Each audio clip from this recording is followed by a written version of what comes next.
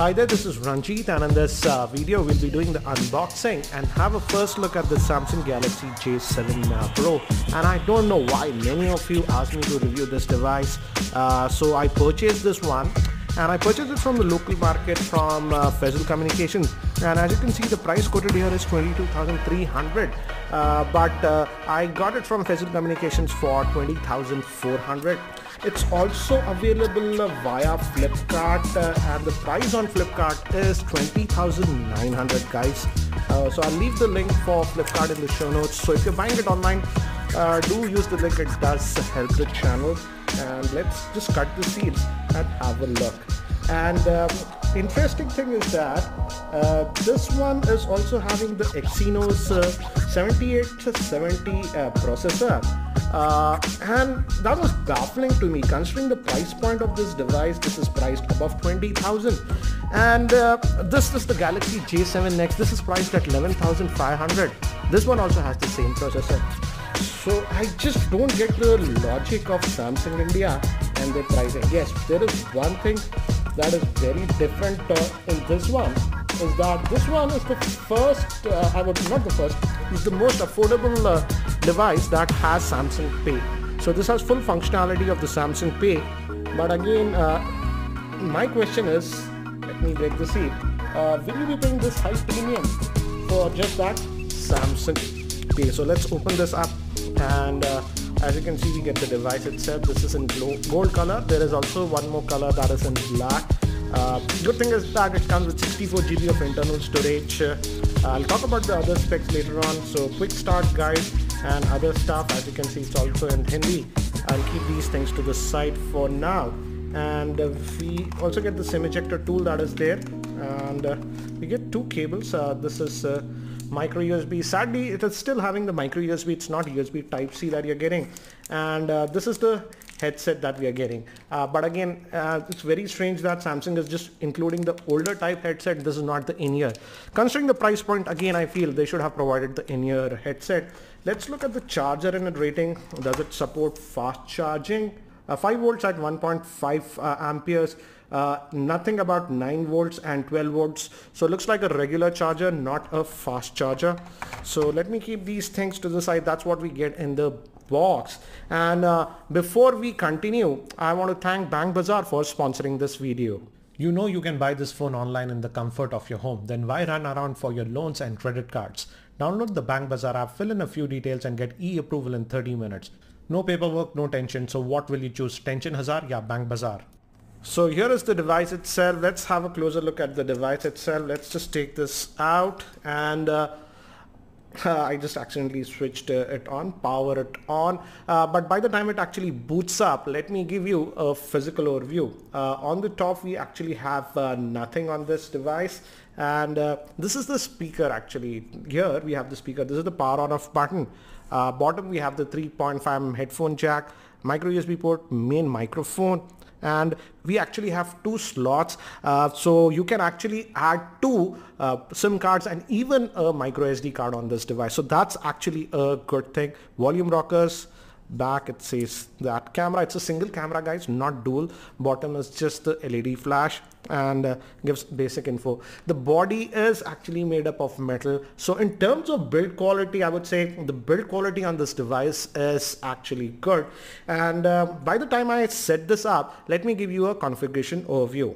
The Galaxy J7 Pro is having a 5.5-inch 1080p Super AMOLED screen. It's powered by the Exynos 7870 processor, which is an octa-core processor. But again, this one was also used in the J7 2016. So it's not a new processor. It has the Mali T830 GPU. It also has support for Samsung Pay. It comes with 3 GB of RAM, 64 GB of internal storage. Moving to the camera, it has a 13 megapixel rear facing camera, and even the front facing camera is a 13 megapixel shooter. It also has fingerprint scanner, NFC, and the battery is a 3600 milliamp hour battery. So guys, I've just finished setting up this device, and as you can see, it's having that 5.5-inch Super AMOLED screen. And in terms of build quality, I would say the build quality is actually good on this device, and it comes with a familiar touch. This is new touch wheels that you get, so that's what we are getting on this one. And let's look at under the hood. And I'm assuming this should have an auto brightness sensor. We'll check that. Yeah, it has an auto brightness sensor, as you can see. And let's just go back and let's see the Android version and other things. So let's go to about the device, and as you can see, this is known as the Galaxy J7 Pro, and I'm just going to decline accept this for now. And if you go to software info, as you can see, it's running on Android version 7.0, so it's on Nougat, but already the 7.1 and other updates have come. So let's go back, and I've noticed that these buttons are not backlit. So this is very strange considering the price of this device is almost 21,000. Samsung has not enabled backlit buttons to this one. This is the problem with the Samsung Galaxy J series. They try to gimp a lot of features unnecessarily, I would say.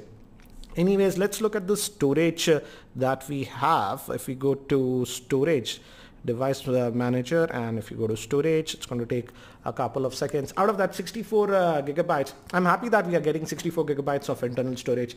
We get 53.2 GB space, and I really like the fact that this device is having a dedicated micro SD card slot, so you can put 2 SIMs and a SD card. So storage should not be an issue with this device. Let's just go back, and again, it's a typical Samsung UI that you're getting, the new one. So that's what it is, and we have a couple of apps that are pre-installed Samsung apps. For example, S Health is also there, and let's go back, and obviously Google Apps and some of the Microsoft apps are also pre-installed on this device. And it also has FM radio functionality. I know many people like that, so that is also there. And the biggest thing about this one is that this is having that Samsung Pay functionality. So you can add your credit cards and stuff on this, and you can, if the terminal supports tap to pay, you can just tap and pay. So that is the main biggest reason, I would say, if you want to get this device, get for that, because at this price point there are a lot of other devices that have better configuration. But if you want Samsung Pay, yes, this has. Sadly, it's not pre-installed. You have to install it, which is funny because that's the whole selling part of this device. But that's what we have. Again, I really like the build quality. So what is where I have to give credit, I have to give credit. It really feels nice for a J series phone. The build quality really feels good. Let's also test the fingerprint scanner. Let me try. And as you can see, the fingerprint scanner is an active one, so you can just place your finger on it and it unlocks. So yeah, it is taking a half a split second, as you can see, but it is good. You can also press, I believe, if you just press it also, yeah, it unlocks. So the fingerprint scanner is actually not bad on this, actually pretty good, considering many of the Samsung devices don't have a great fingerprint scanner, but as you can see, this one is having a good fingerprint scanner. Now let's also look at the camera. As this one is having a 13 megapixel rear facing camera, but this one is having a f1.7 lens, and even the front facing camera is a 13 megapixel shooter on this. So let's have a look at this. So this is the typical interface that you are getting. You can use the filters, switching on cameras and stuff. So this is the interface that you get, and you have that tap to focus, and you can take the snap. Looks like it's taking the snaps fairly quickly. And let me see if we can get that bokeh effect because of that f1.7 lens. Let me focus on this.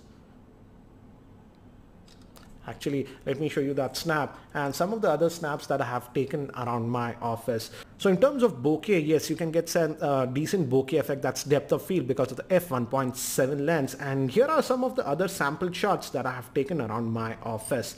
Overall, the camera looks to be good, but again, you have to be careful in artificial lighting and low lighting conditions, because this one again does not have any optical image stabilization.